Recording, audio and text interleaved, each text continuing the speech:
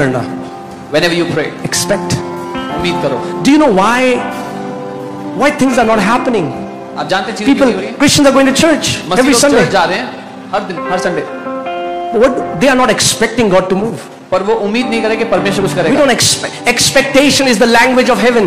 उम्मीद लगाना स्वर्ग की भाषा है. What do you expect today? आज आप क्या उम्मीद कर रहे हो? A good sermon, that's what you'll get. एक अच्छा प्रचार तो वही मिलेगा. But if you're expecting, no, I have come to receive my breakthrough, you're going home with your breakthrough in Jesus' name. पर अगर आप उम्मीद कर रहे हो कि मैं आज अपना छुटकारा लेके घर जा रहा हूं, तो आप छुटकारा लेकर जाओगे आज यहां से.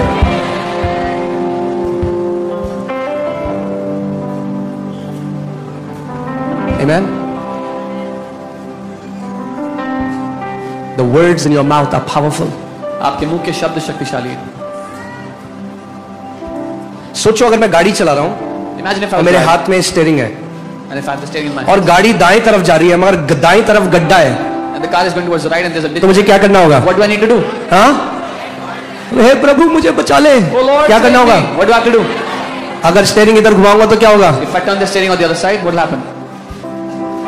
तो याकूब की पुस्तक के 3रे अध्याय में लिखा है कि जैसे बड़े जहाजों को एक छोटी पतवार घुमा देती है, वैसे ही जीभ भी हमारा वो अंग है जो हमारे जीवन को दिशा देती है. तो अगर जीवन गड्ढे की तरफ जा रहा है भैया, तो जीभ को घुमा दो.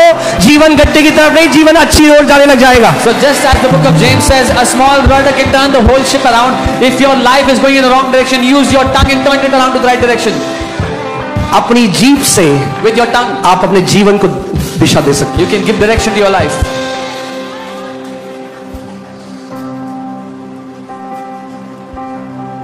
Jesus has made you the captain of your ship. यीशु ने आपको अपनी शिप का कप्तान The बनाया. Holy Spirit is your helper, पवित्र आत्मा आपका सहायक है, but he is not your substitute. पर वो आपकी जगह नहीं लेगा. He is the helper. He'll help you, वो सहायक है, सहायता करेगा, but he'll not do it for you. पर आपके लिए नहीं करेगा जो करना है. आप ये कहते पवित्र आत्मा आज बड़ी थक लग रही है, आप मेरे लिए 8 घंटे प्रार्थना कर दे. You say, Holy Spirit, I'm very tired. You pray 8 hours for me. पवित्र आत्मा बोलेगा मैं तेरी प्रार्थना करूंगा, प्रार्थना तू करेगा, मैं तेरे द्वारा करूंगा मगर करेगा तू. Holy Spirit will say, I will pray through you, but you will have to pray. Because he's a helper. क्योंकि वो सहायक है. In the same way, ठीक वैसे you are the captain of your ship. अपनी शिप के कप्तान आप हो. Say I'm the captain of my ship. बोलो मैं अपनी शिप का कप्तान हूँ. अगर दिख रहा है आगे पत्थर है, उधर जा रही है जहाज, तो क्या करना है? If you're seeing your ship is going towards rocks, turn it around. और जहां आज अभी लाइफ है वो इसलिए है क्योंकि जीभ से आपने जहां से दिशा दी है. And where your life is today is because you gave your life direction through your tongue wherever you send it. God said, then God saw. परमेश्वर ने कहा और तब परमेश्वर ने देखा. Okay? इसका मतलब That means sound comes before sight. आवाज दृष्टि से, दर्शन से पहले आती है. If you want to change your scenario, अगर अपनी परिस्थिति बदलना चाहते हो, change your sound. अपनी आवाज बदल दो, अपनी ध्वनि बदल दो. अगर ध्वनि बदल दोगे, If you will change your sound, तो जो दिखता है वो भी बदल जाएगा. then what you are seeing will also change. Hallelujah. Did we learn something? कुछ सीखा? Can we make declarations for some time? कुछ समय घोषणा करें. सबसे पहली बात ध्यान से सुनिएगा. First thing here carefully. If you do anything without faith, it's a dead religious ritual. अगर आप कुछ भी बिना विश्वास के करते हो तो वो एक मरा हुआ धार्मिक काम है. घोषणा करना बिना विश्वास के मरी हुई घोषणा है. Declaring without faith is dead declarations. That means, what will declarations with faith mean? That means you believe when I declare it will happen. विश्वास से घोषणा करने का अर्थ यह है कि आप ये मानते हो जब मैं घोषणा करूंगा तो ऐसा ही होगा जो मैं कहता हूं. I already believe I have it, but I will have it in my hand. मैं पहले से ही मानता हूं कि मुझे मिल चुका है, लेकिन मेरे हाथ में वो बात आ जाएगी जिसके लिए मैं बोल रहा हूं. नीति वचन 18:21 में लिखा है जीवन और मृत्यु कहां पे है? Proverbs 18:21 it says life and death are in the power of the tongue. What would happen if some believers will go to heaven?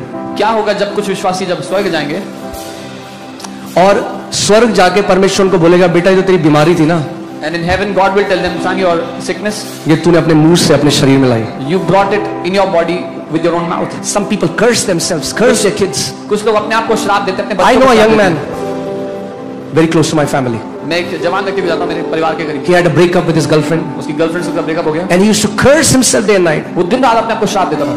Within few months he got this deadly cancer कुछ ही महीनों में उसको जानलेवा cancer हो गया and he died with that. और मर गया उससे वो. जीवन और मृत्यु मनुष्य की जीभ में परमेश्वर ने रखा. Life and death God has placed in the और power. बाइबल कहती है जो उसको काम में लाना जानता है, अरे हमें लगता है हमें जीभ को काम में लाना आता है। And the Bible says, he who knows how to make use of it. अरे जीभ केवल छोले भटूरे खाने के लिए और गोलगप्पे खाने के लिए नहीं है। Tongue is not just for eating food. जीभ जीवन की घोषणा करने के लिए परमेश्वर ने दिया हमें। God has given us a tongue to declare life.